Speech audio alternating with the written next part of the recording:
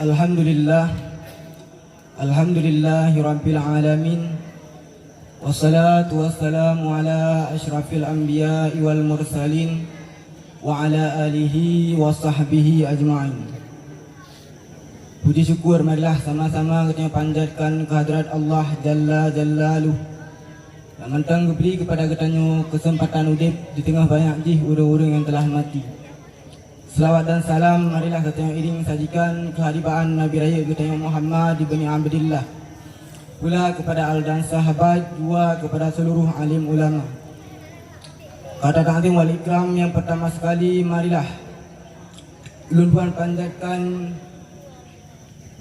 kepada Tengku Imam Syekh Masjid, Tengku Gesi, Tuha Pakat, tokoh-tokoh adat dan segenap masyarakat-masyarakatnya, baik yang bertitel ibu-ibu, mak-mak, umi-umi, abi-abi, tungku-tungku dan lain sebagainya.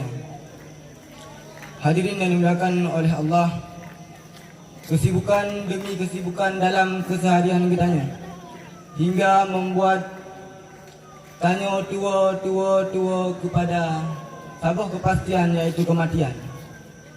Maka mengingat orang yang katua tentang mati, malamnya marilah kita tak ingat kembali sedikit banyak di pembahasan mengenai mati. Hadirin yang dimuliakan oleh Allah, berbicara tentang mati, mati merupakan sebuah perkara pemutus antara tanya dengan dunia dan seluruh perkara-perkara dunia. Baik dari moto-moto kitanya, basurah hurung nak moto, dari rumah yang tinggi menjulang, dari tanah belang yang berhamburan, mamandum putuh tak kalah mati. Dalam artian kele tanya apa tanahnya dan motor dan lain sebagainya. Kemudian mati juga memutuskan antara tanya dengan perkara-perkara taat kepada Allah. Sembayang mampu tak kerjakan tak kalah tanya mantang udip. Puasa sanggup tak tunaikan tak kalah tanya mantang menyawang. Haji mampu tajak tak kalah tanya mantang mujak-mujak. Dan tak kalah mati mamandungan han akan mampu dah lakukan li. Maka sungguh beruntung bagi urang-urang yang menggunakan kesempatan hidupnya untuk beribadah, untuk beramal. Bahkan karena amalan tersebut merupakan sebuah bekal, satu modal untuk kita yang tamong dalam kubur. Hanya dengan amalan, lain hana lepeng hana hati. Hidupnya ayah dengan pen, seolah-olah dia tak tahu dah ada, dia kena akulah dengan pen. Dalam kubur hana mati pen, maka sungguh malang. Bahkan lebih malang daripada nasib kota Malang bagi orang-orang yang mempergunakan kesempatan hidupnya untuk kecoco, cari kesenangan. Ura-ura disibuki dengan himpun-himpun harta, bersapat-bersapat pen. Hansip harta di Aceh, bedah Jakarta. Hanpah Jakarta, uput mata pen kurang belanja, bedah pelam kedai Malaya. Kerja ura malam, beramal tan semayang cilana dan tak kalah mati hana sabah pun modal. Tiada satu pun bekal untuk kitanya dua ideh lamuru. Maka bayangkan hadirin sekalian, betapa malangnya, betapa sialnya, betapa ruginya bagi mereka-mereka yang mempergunakan kesempatan hidupnya untuk kesenangan semata.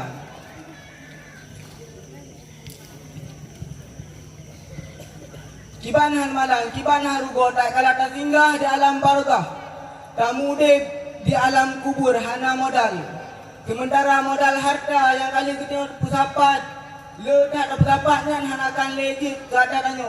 Dan hana akan je ke modal tanya tak kalah kita nyoka mati.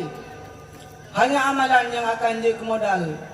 Maka sini fikir-fikir kiban, andai kata kita nyoka mati hana amalan, yang padahal kehidupan di kubur ketimbang hidupnya. Dalam kubur nasib udip tunggu. Cuma berbeza dengan kehidupan di dunia. Punya hidupnya udip dengan cara dunia, dalam kubur cara kubur. Dan terlebih trip udip dalam kubur ketimbang hidupnya. Hidupnya siap kagai. Taruhlah umat-umat pada masa Nabi Nuh yang kau ikut. Kadang-kala udip dalam dunia hanya 200 tahun gagal. Dalam kubu, kamu ribet tahun teruk uronya. Bayi-bayi ban lahir kadang-kala udip hanya 5 uro, 15 taruhlah. Hidupnya. Dalam kubu, kamu puluh tahun teruk dengan uronya. Tolong dah pegang. Nika adilah. Beri nika adilah. Dalam lagu-lagunya.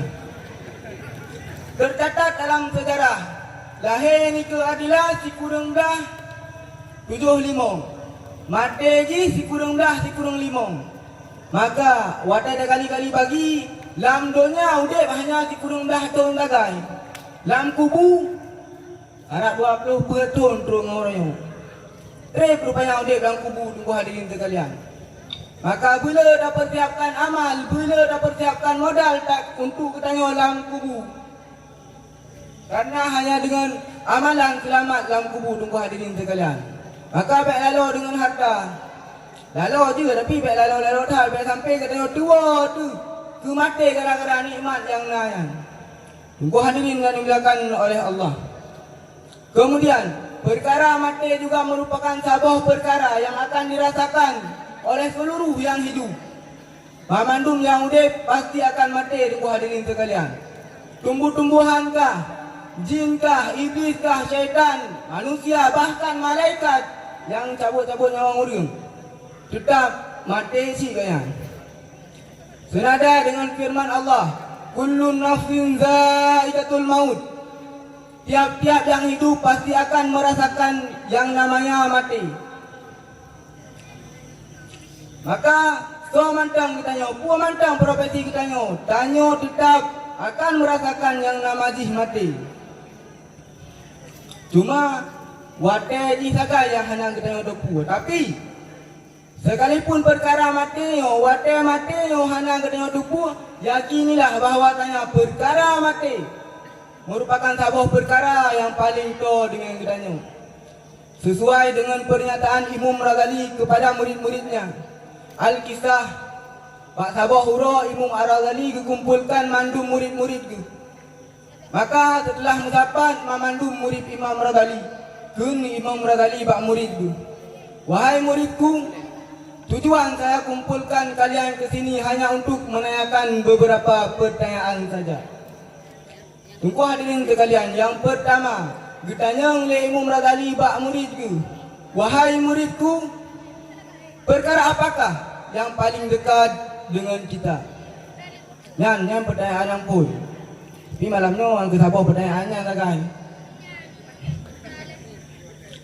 Maka seorang murid Imam Razali yang rad unun, guru yang paling dekat dengan kita ialah dua orang tua. Lalu seorang yang di sebelah guru yang paling dekat dengan kita ialah kawan kita.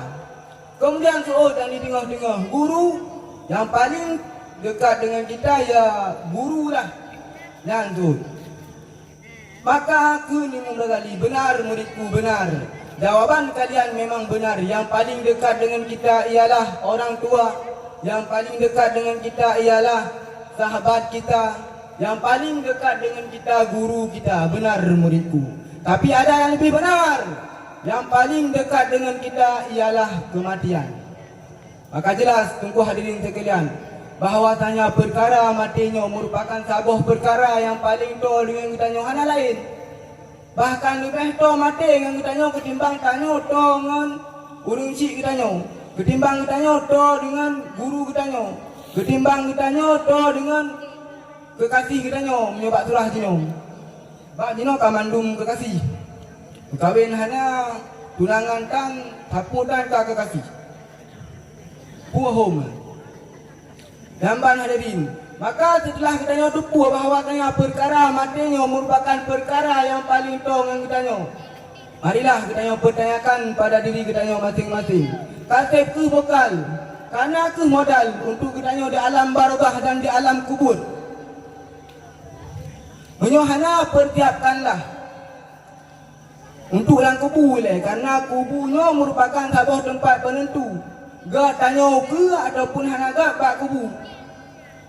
Kibankan Rasulullah sallallahu alaihi wasallam kubur merupakan satu tempat dari sekian banyaknya tempat-tempat di akhirat dan merupakan tempat terakhir dari beberapa tempat di dunia. Bila salah tirai mayat gak dalam kubur, dalam artian selamat dalam kubur biasa-biasa mentang, maka uka akan terlebih mudah dihadapi oleh sang mayat tersebut. Tapi bila tirai mayat tersebut dalam kubur menderita, dalam kubur tuntun pada malaikat gagal, maka besar kemungkinan uka akan terlebih payah untuk dihadapi oleh mayat yang kehidupan jih lagi.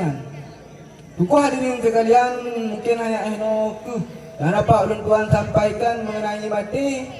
Adapun kesimpulannya, yang pertama, perkara mati merupakan sebuah perkara yang akan diputuh seluruh amalan-amalan tanya dengan dunia. Gad ke amalan dah lakukan di dunia ataupun hanya gad penentuan batas akhir amalannya mati yang dia pemutus. Kemudian perkara mati juga merupakan perkara yang paling tahu dengan gudanya. Hana lain yang perkara yang paling tahu kecuali mati. Maka semasa hayat mantan dikandung badan, persiapkanlah amal, persiapkanlah modal untuk kita di alam barzakh dan dikubur. Karena hanya dengan amalanlah selamat kita dalam kubur dan selamat di alam barzakh. Dan ada jud, carilah kesempatan supaya kita kerjakan beberapa amalan-amalan yang tetap aktif sesudah mati. Yang pertama, kesedekah jariah, ilmu yuntafa'u bih, anak yang saleh. Maka berdoa kepada Allah, moga-moga kita memandu tak tumai pendapat leboh perkaranya supaya senang kita dikubur dan di alam barzakh. Akhirul kalam, wassalamualaikum warahmatullahi wabarakatuh.